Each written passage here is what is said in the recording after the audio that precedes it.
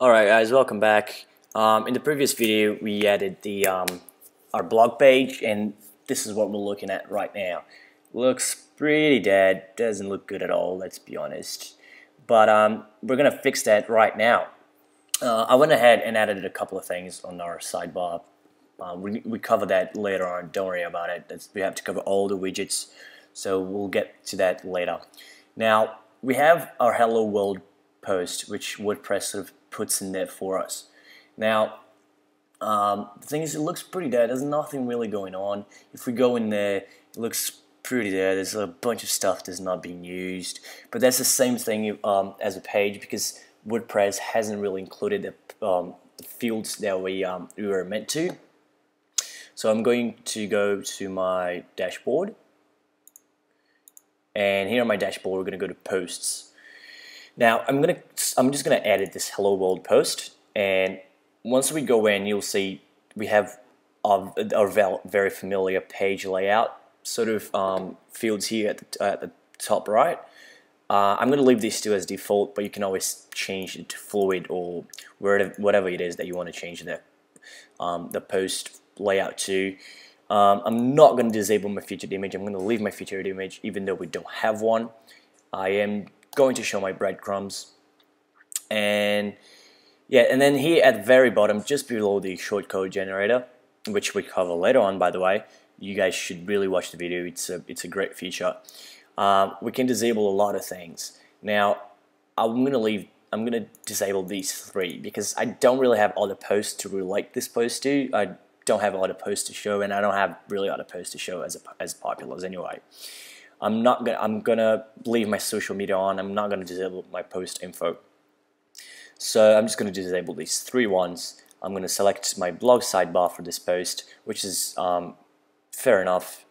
Or I can actually leave as a default because it just sort of pulls from the post, but I'm gonna use the one that I created. One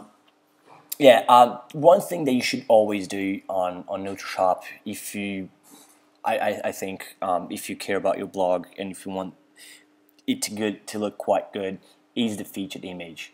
I would not go anywhere without a featured image on my blog.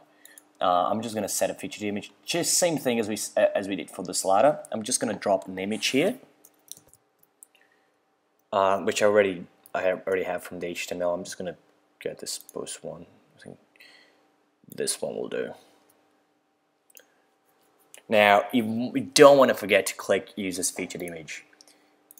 You see that it's going to show up right there, and I'm going to update this post. I'm also going to go to lipsum.com. So I just going to insert some dummy content. Oops. I'm going to insert some dummy content into our post, just a bunch of text. Copy that and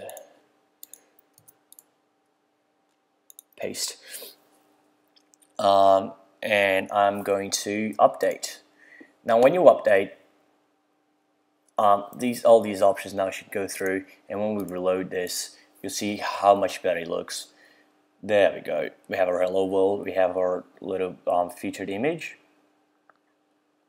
And now if we go back to our blog page, which I added on the menu here at the top, you see now how much better it looks. So now we have our little image, we have our title.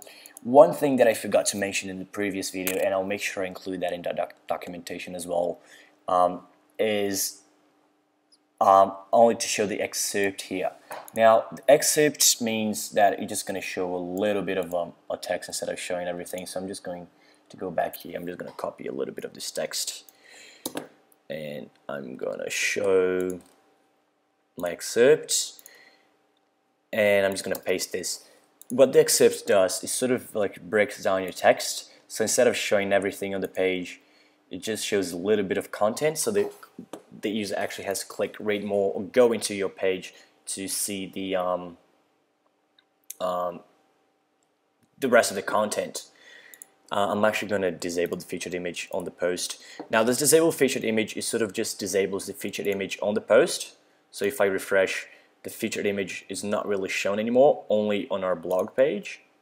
So there we go. And if we go back in there, there's nothing more. Now, the social media, you can remove that as well if you'd like to, but pretty much this is how easy it is to create a post on UltraSharp. There's not a lot to do. You can insert shortcodes in there if you want. You can use the shortcode generator. It's fairly simple, and that's pretty much it. Make sure you use the excerpt to sort of like only show a little bit of the text. That's very good. It's a very good idea to show only a little bit of the text. Make sure you don't forget your featured image. If you go to all posts, you see that you have the featured image here as a part of your table. So if you see one that has no featured image, make sure you go in there and add any sort of image, or maybe put like a default image with your logo. I think it's a really good idea, and I would not go anywhere without a featured image. Also, you might want to sort of add new categories to your post. So I'm going to create this as inspiration and add a new category, and maybe put digital painting, and I'm going to select uncategorized and just update. And when we go back there, now we have our digital painting category. Alright, in the next video we're going to explain how to style your category pages, your category layout. So when you go into digital painting, this shows nice and easy like your blog page. And I'll see you guys later.